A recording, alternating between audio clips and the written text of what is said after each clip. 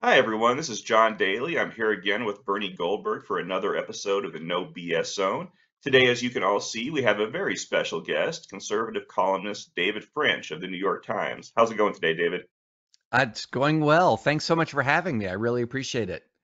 Absolutely. Thank you for joining us. As you know, I'm a big fan of yours. In fact, I'm such a big fan that I think Bernie sometimes gets a little jealous when I talk about how much I appreciate your commentary. So hopefully that won't make things awkward today, but I guess we'll find out.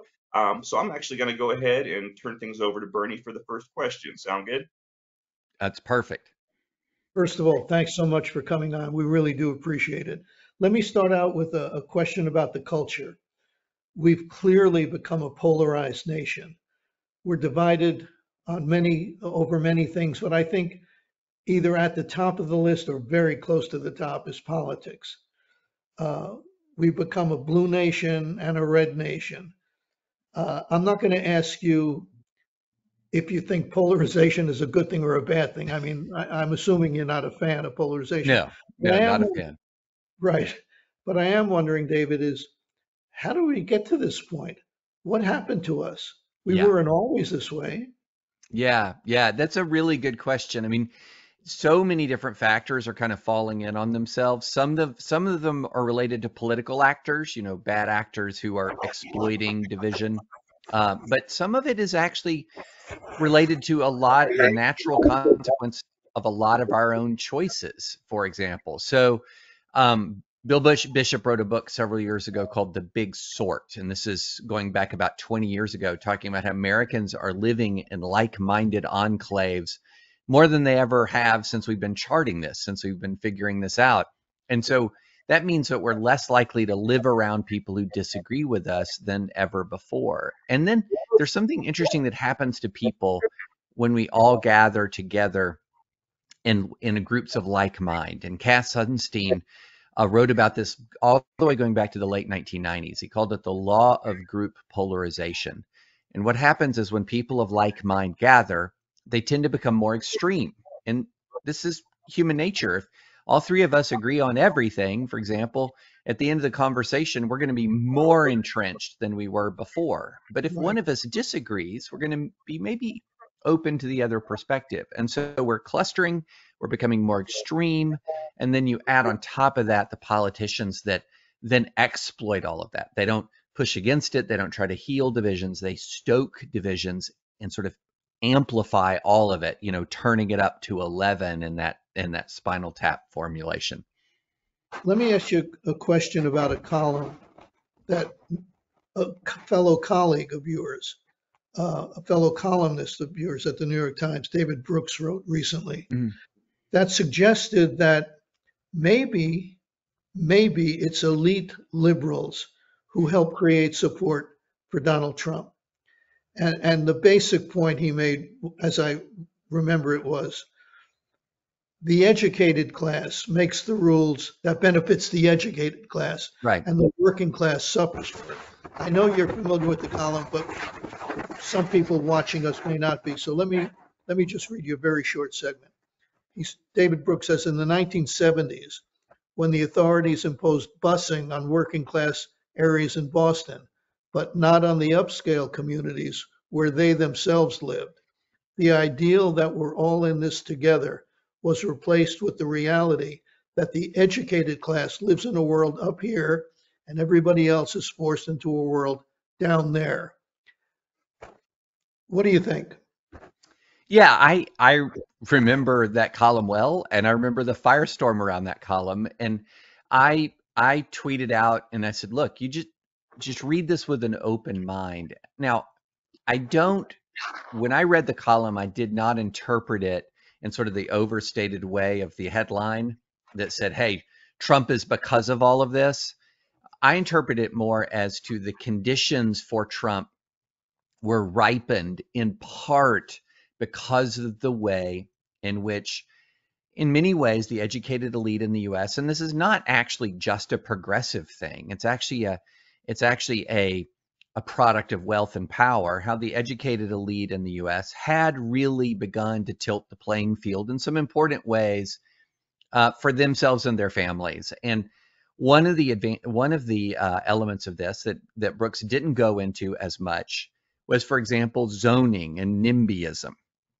So if you see a lot of the fruit of that in Northern California, for example, maybe that might be one of the paradigmatic examples of this, where people who achieve a degree of wealth in part through housing policy, in part through education policy, where they live in the most desirable school districts, they own real estate in the most desirable locations, then sort of slam the door shut for everybody else. And so then what happens is you do have, in many ways, a geographically concentrated part of highly educated America that just starts to do better and better and better and better.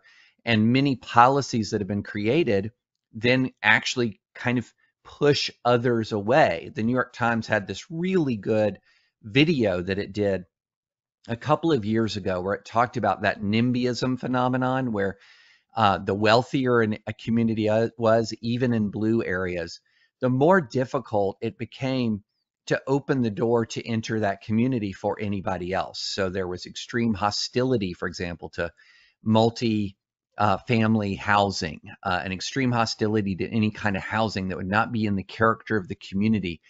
And these kinds of things, where I live, is a very prosperous area of Tennessee, you see some of the same things, not to the same degree, but you see some of the same things here.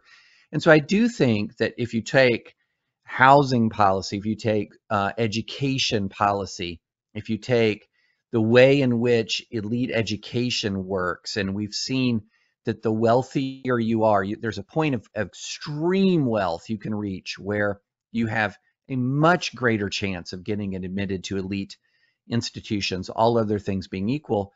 I do think it created an accurate sense that people with wealth had begun to tilt the playing field in their favor. Now, I don't think that in any way justifies embracing a man like Donald Trump. But if I go back and I look at some of my writings in 2015, and both before and after Trump came down the escalator, but before Trump was a real threat, I'm hitting on a lot of these themes myself, that there are ways in which the playing field has been tilted. I don't think that justified the embrace of Trump, but it did explain some of the underlying resentment that exists. And you can point to real policies and real things that have happened in the world that would generate that. So I had a lot of sympathy for David's point of view, but I also understood the critique where, no, don't try to justify Trump. I wasn't reading it as justifying Trump. I was reading it as how the conditions were created where millions of Americans were vulnerable to a Trump-like message. Right. So let me ask you a related question and pick up where you left off. There's a feeling among a lot of people on the right that says something like, liberals aren't concerned about the issues we on the right are concerned about. They don't make a big deal out of looting in Chicago, for instance, general disorder in the streets of our big cities. They don't want to talk very much about the mess on our southern border. If you watch CNN, and by the way, just a personal note here, Fox panders to its audience. There's no question about that. Right. But so does CNN pander to its Sure. audience. Okay. Sure. I'm glad you agree. Yeah. So if you watch CNN, you're not going to get much of the mess on our southern border, looting, people beating up an old lady with her own cane 60 times. I don't know if you know about that video. Mm-hmm. You don't get that on these places, or you don't get much of it anyway, because their audience doesn't want to hear about that. So do you understand, and I have a feeling you've just answered that, but let me pursue it anyway. Do you understand how half the country will vote for Donald Trump even after January 6th, even after he tried to stay in power when he clearly lost an election? Just as an aside, you're not going to vote for Donald Trump. I haven't voted for Donald Trump. I didn't vote for him in 2016. I didn't vote for him in 2020. And if he's the nominee, I'm not going to vote for him in 2024. But do you understand why half the country probably will? Well, yeah, I mean, you're asking me if I understand my friends, I understand a lot of my family, and the answer is yes. And this is one thing that I say Hold to, on just a sec. Hold on just a second. You have friends and family who think that liberals aren't as concerned about things that they should be and will support Donald Trump. yeah, oh, Is that for what? sure. Yeah, absolutely. Absolutely. Well, I live in Franklin, Tennessee. My neighborhood is 85% Republican. I'm a lifelong Republican until Donald Trump. So my circle of friends is by and large Republican. And so I hear the argument for Trump all the time. It's so funny when you are somebody like me who's been against Trump from the beginning.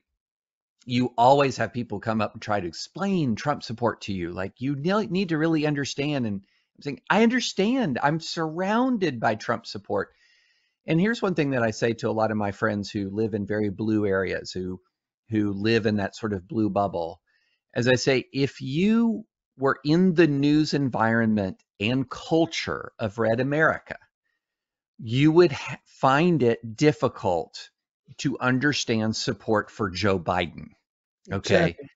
So Exactly. if you, and one of the things I try to do intentionally, and this is something that I would recommend that the viewers and listeners do, I try to follow equal numbers of people on the right and on the left on social media. So when I follow somebody new from the right, I'll pick somebody new to follow from the left so that I really can fully, as well as I can, understand both sides. And you're so right about the different news environment. So if all you consume was more right wing news, the year 2020 would have been a year of the worst riots you'd seen in your lifetime, unless you were old enough to remember 1968. It would have been the year of a corrupt election, because remember, going up to 2020 election and after, there all the talk before the election was of potential fraud and irregularities, right? And then after it happens and Trump jumps on potential fraud and irregularities, millions of people were primed to believe it. So their view would be, this is their view. What was 2020? It was a year of riots by the left. It was a year of election irregularity by the left. And then when Joe Biden won after that election regularity, it was a year of incredibly punitive reactions by the elite against people who are just trying to raise questions about voter fraud, culminating in a crackdown on MAGA in general after January 6th. That's a narrative in a lot of people's minds. Now, we know that that narrative has a lot of holes. It's got a lot of problems, right? But if that is the community that you live in, if that is the water that you swim in, a lot of folks are the fish that don't know they're wet. And by the way, a lot of progressives are the fish that don't know they're wet. One of the striking things about the summer of 2020 and all of the violence was the right side of my social media feed was image of mob violence after video of mob violence. The left side of my feed was image of police brutality after image of police brutality. And so Exactly. the two sides experienced the summer of 2020 in very different ways. And so I think people still haven't reckoned with that. They've experienced it in such different ways that I think at some point the two sides even have difficulty communicating with each other. People worry about the existential threat of climate change. I think this polarization that you just very artfully described is I think it's a bigger problem. It's certainly a more immediate problem. I Definitely think more it's immediate. dangerous. Yeah. John, why don't you take over? Sure, sure. So, David, there's been a lot of talk lately about the 14th Amendment and how it might apply to Donald Trump. Some pretty serious people, I would say, are arguing that Trump aided the insurrection on January 6th and therefore could be legally disqualified from running for president again. I know you've written a lot about this, but I don't know if a lot of our viewers know your thoughts on this. Do you believe there is a strong legal case for this? If you just want to explain where you come down on this argument, that would be great. Yeah, so just a little bit of historical background. After the Civil War, Section 3, the 14th Amendment, one of the Civil War amendments was enacted. And the 14th Amendment is sort of most famous for its due process of law and equal protection of law provisions. But it also contains a section, Section 3, that bars people who essentially participated in or aided and abetted uh, rebellion or insurrection against the Constitution of the United States from holding public office. If they've previously taken an oath of office, then engaged in insurrection or rebellion against the United States, or aided it or abetted it, then they can't hold public office again unless a 2/3 majority of Congress allows them to.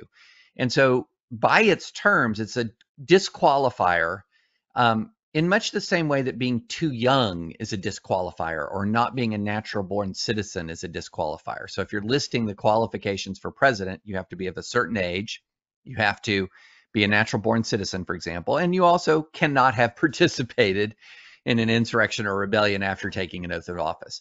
And so the two scholars, Will Bode and Michael Stokes Paulsen, are two of the most respected conservative legal scholars in the United States. They're Federalist Society members. They're universally respected. Never heard a conservative legal scholar say have anything but respect for them. And the bottom line is, John and Bernie, I think they're right. I think they're correct in their understanding of what Section 3 means as applies to Donald Trump. As a philosophical matter, as a constitutional matter, as a matter of originalist analysis, I think they're correct. The problem is, how do you, as a practical matter, make that concrete? And as a practical matter, that means that somebody, either a candidate for office, is going to have to challenge Trump's eligibility, or a Secretary of State is going to have to leave him off the ballot, and then that will go to the Supreme Court. Well, there you're going to run into two forces at the Supreme Court. One is the strong originalism / textualism of the 6-justice majority. And they would look, an originalist textualist analysis says, yeah, Trump's in trouble here on this point. But a lot of them are also look at it through a consequentialist frame, or an incrementalist, or if institutionalist, if for lack of a better word, which is, we don't want to be, the court should not be a disruptive force in American life. Change should be incremental. It should be small. Now, there are some circumstances where the court's going to go big, like reversing Roe, or the Bruin case, which established a new test, an entirely new test for Second Amendment cases. But mostly this court kind of moves more slowly.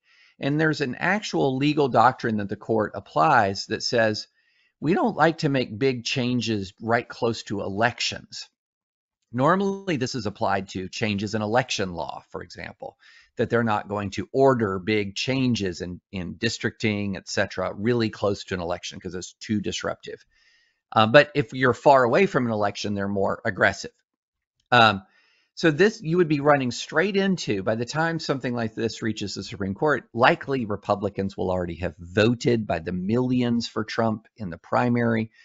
And so it's just a practical matter. It's really hard to just throw all this in the Supreme Court's lap in an election year and expect them to make a historic ruling, even though I think it would be the correct ruling.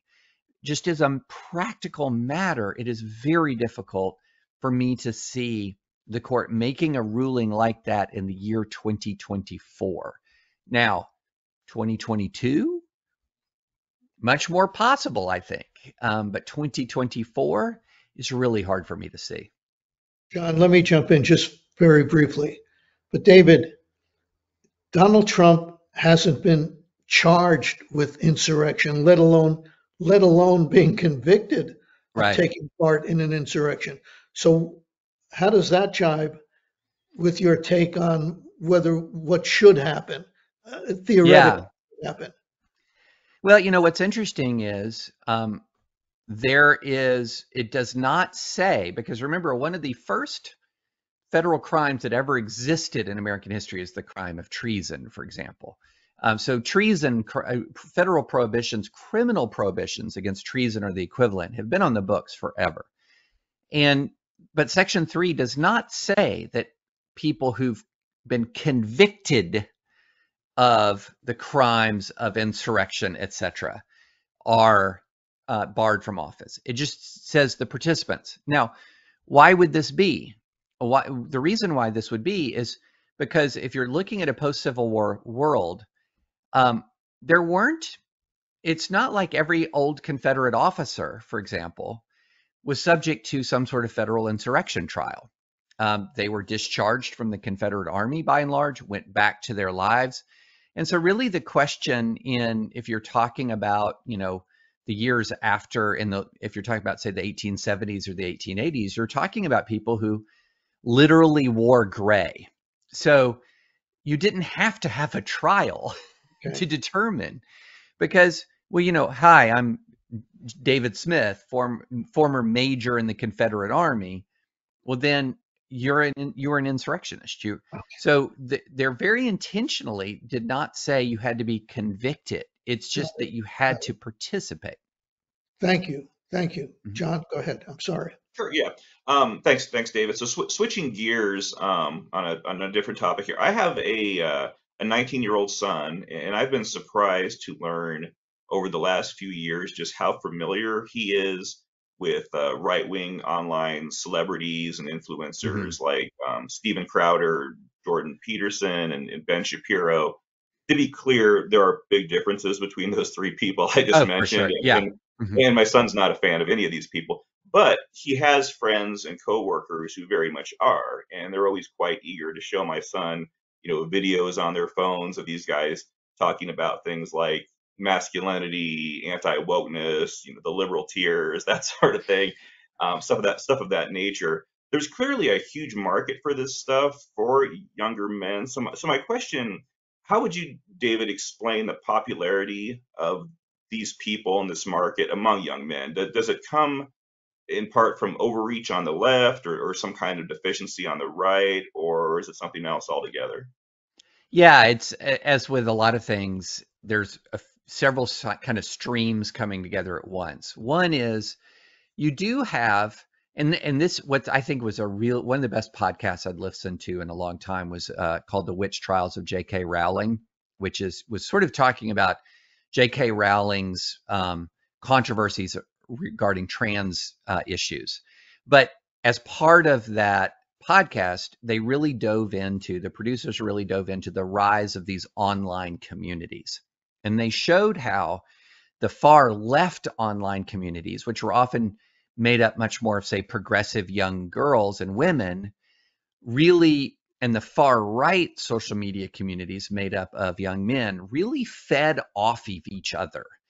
And their mutual radicalism sort of justified the existence of each other. So if you had the far left progressive ideas emanating on gender, et cetera, emanating out of Tumblr, you had a far right response like emanating out of the gamer world, for example. And then Twitter kind of came along and brought all this together. It just sort of blew it up in our faces in a way that now we're all kind of living with the consequences. And so you do have a far right and a far left that feed off each other, and you see this on Twitter. There's the famous Libs of TikTok account, and which just feeds off of this radical content. And then there's a left-wing version called the Chuds of TikTok that takes the radical right-wing content and just sort of throws it out there. And so people are always seeing an extreme version of the other side and reacting against it. Then the other thing you add on to that is that young men really are in a crisis of meaning and purpose in this country. Not all young men, of course, but many, many millions of young men. And so far, much of this sort of establishment world has not risen to the occasion in a way that really addresses where sort of hits where men live, sort of understands their perspective. And so where there's a vacuum is going to be filled. And it's been filled by a lot of these right-wing influencers. And John, you mentioned a range of names, and some of them are horrible, and then some of them are just, would prefer not, right? And so, but this is about the only community, these far right and right-wing influencers who are really very intentionally reaching young men and saying, there's nothing wrong with you. Everything is good about you. Those people don't understand you. I get you, right? And so when you've got somebody who's lacking purpose and you've got somebody who's sort of lacking direction and feels like there's this radical group that doesn't like them. And then here comes somebody saying, I get you. I understand you. I know how bad they are. I know how good you are. I know what your potential is. I know what you can do with your life. It shouldn't surprise any of us that people respond to that. Sometimes even responding to some pretty bad characters, because those pretty bad characters are doing what? Telling them exactly what they feel like they need to hear. And it is not actually what they need to hear, but it really resonates with them. And it's become a very dangerous cultural force in this country. And there has to be a better way of reaching young men. And my friend Richard Reeves wrote a great book of Boys and Men that is really one of the first attempts by somebody sort of in that mainstream American middle to say, we need to reach men in a different way because men are in crisis. Radicals are in fact attacking masculinity in some pretty destructive ways. But that means you don't have to go to Andrew Peterson. Doesn't mean you have to, or Andrew Tate. Doesn't mean you have to go to Jordan Peterson. Even again, they're not the same. There's a different message. And I think that I've seen this even at I've written some stuff about masculinity at the Times. And a lot of the Times readers really react positively to it because they have sons or, maybe they're young men themselves and they see what the culture is, how the culture is turning, and they know there's a need for a different message. Yeah, no, I think unless you have children that age, I think a lot of us are just oblivious. People my age, I Yeah. wouldn't have known any of this, So I'm glad that my son communicates this stuff, and I'm glad you answered that question so well. I think that was very helpful. I'm going to go ahead and throw things back to Bernie for the final questions. Thank you. Two more questions, David, but before I ask them, I walked out of the CBS Broadcast Center once with a colleague who went on to become president of CBS News. And Richard Reeves, your friend Richard Reeves, Mm-hmm. standing and chatting with an executive producer who I had no respect for. And I said to my friend, what do those two people have in common? My friend said, I don't know what. I said, absolutely nothing, which was a compliment to Richard Reeves. And Well, good. anyway, two more questions, and I'm Mm-hmm. going to preface them. And this is not a cliche on my part. I mean no disrespect. And I really mean that. Usually when you hear that, it's like fasten your seatbelt. I Yeah. mean no disrespect. And they're both media questions. When I read your columns at the Times, not always, but sometimes, it feels as if I'm reading one of the liberal columnists at the Times. You take on the right, and that is absolutely fine with me. But tell me if I'm wrong here. You don't show the same enthusiasm, the same passion for taking on the left, for taking on Joe Biden and the Democratic Party. I don't want to be unfair to you. Mm-hmm. Is that a legitimate question, a legitimate point, rather? Yeah, I would say so. I think the word passion is interesting because I've taken on the left and left-wing positions a number of times in my New York Times column. But I do think you're right that you do read more passion into some of what I write about the right. And I think that's accurate because I actually do feel more passion about it for a couple of reasons. One is I feel, I come from and I even hate to use the word the right because I just don't identify with the group that calls itself the right very much. But I'm a conservative. And to be quite honest, I'm a Christian conservative. And one thing that I've been taught my entire life is that the one thing you do not do is point the finger outside the house when something inside the house is just as bad or worse. Got it. And so, what are you saying about the speck in someone else's eye when you have the log in your own eye? And this isn't just an individual thing. But if you're a member of a church, for example, and the church is collapsing around you because of sex abuse scandals, and you're saying, look how horrible the left is about, say, sex or the sexual revolution, I just feel like in that circumstance, everyone on the right wants to hear about how bad the left is. But if we're going to have a healthy right in this country, the right has to reform the right, and the left has to reform the left, because in a highly polarized nation, Right. the left fuels the right and the right fuels the left. So if you get critiques of the right from the left, people on the right are trained to ignore it, to just shun it, to not care about it. But if you actually have internal critique, then people are more likely to listen and respond. So for example, a good example of this we're seeing play out in Texas right now, where Texas Republicans voted to impeach Ken Paxton, Texas Attorney General. This is incredibly important act of political hygiene if the Senate does go ahead and convict. So Bernie, it's a conscience matter. I just can't summon up all of the outrage against the left when I see some things in the right that are worse and more immediate. My friend Jonathan Rausch has said something I think that's really interesting. He compared the difference between sort of the extreme left and the extreme right as the difference between cancer and a heart attack. He said that a lot of the extreme left is like a malignancy eating away at our institutions.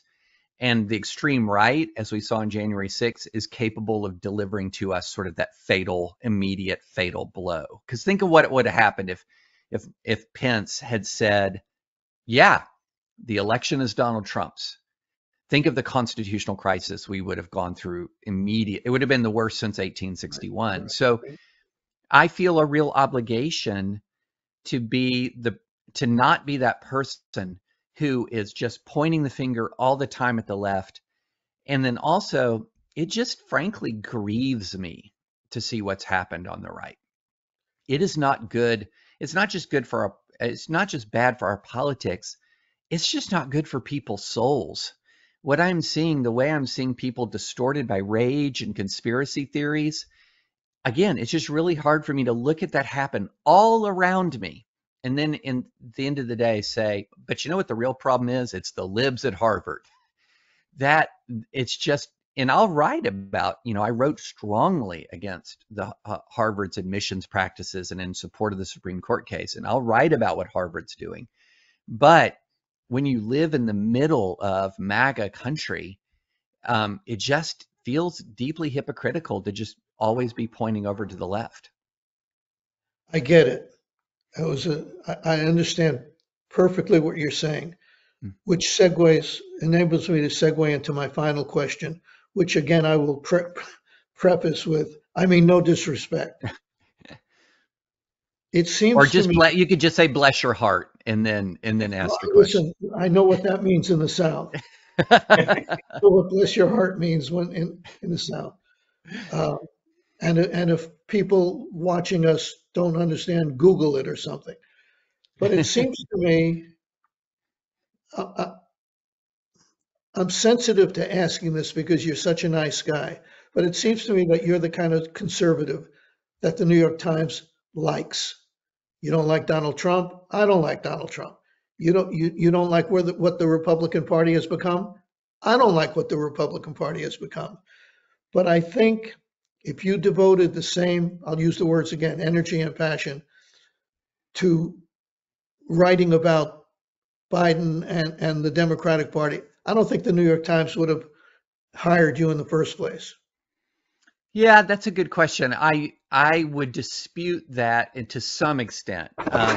So I would say the Times rather intentionally hired me not because of my position on Donald Trump, but because I'm pro-life.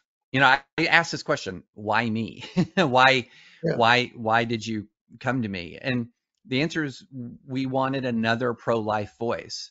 Also, you're a veteran. We don't have a columnist who's a veteran. And as a constitutional lawyer, we don't have a columnist who's a constitutional lawyer. And so a lot of this was about sort of my background as well as my conservative positions on issues. So, for example, I've written in favor of the Dobbs decision in the New York Times. I've written in favor of the Harvard decision. I've written in favor of the 303 creative decision, which protected the free speech rights of this web designer in Colorado. So time and again, I've carved out a position in the pages of the Times that is quite to the right of the readership of the Times on positions.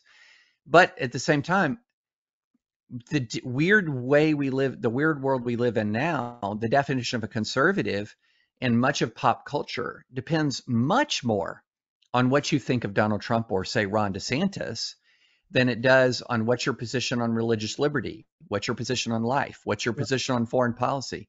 Because I would take all of those positions, life, religious liberty, economic freedom, muscular American presence abroad. And what you're looking at is, for lack of a better term, a 2023 version of Reagan conservatism. These are my positions. At the same time, because these are my positions, why would I ever support Donald Trump or Ron DeSantis, for example? Because they don't match I've been a free speech guy my entire career. And Ron DeSantis comes around and passes some of the most draconian anti-free speech laws of any state in the nation. I'm not going to support that just because he has an R by his name. And I'm also not going to say that just because he has an R by his name, that passing speech restrictive laws is now conservative. So my view is there's a difference between conservatism and the right. And I call myself a conservative, and I very intentionally don't place myself in this new right, whatever it is. Do you occasionally take flack from the left? Oh, all the time. In-house? I've trended on Twitter for some of my columns from the left. Just between us and everybody watching. Any flack in-house? No, people have asked me a lot about that. And one of my answers is institutions tend not to just go ahead and hire people they hate. So, and I have a great team that I work with at the Times that is ideologically eclectic. So people in the center right and center left that I work with on a day-to-day basis. And so people have been incredibly welcoming, even though I know they do not agree with all my positions. I wrote a piece about biological male participation in female sports against that in the Times, which is a big, huge, hot button issue. Yeah. Nobody internally that I'm aware of said one negative thing to me, certainly not to me or about me. If you have hired a conservative and then the conservative writes conservative things, I think that's me doing my job. I'm shocked, but let me end with this. You've been gracious. We appreciate very much your coming on. And for those who don't know about David French in the New York Times, he's an elegant, beautiful writer. Some of the things they're literature. So get familiar with David French. And thank you, David. We really appreciate it. Well, thank you guys. I really appreciate the invite and really enjoyed talking to you. Thanks a lot, David. And I just wanted to say too, for people, people know that you work at the New York Times. You also do a very informative legal podcast, Advisory Opinions, with Sarah Isgur. It's run by the Dispatch, which is another great source of news. But I highly recommend that. Some of these questions we talked about the 14th Amendment today, but they get into all kinds of important legal matters, and it's very much worth everybody's time. But thanks again, David. And we really appreciate it. Like Bernie says, you have been very generous with your time, and we wish you to have a good day and a good weekend and everything else. So thank you very much. Well, thank you both. I really appreciate it.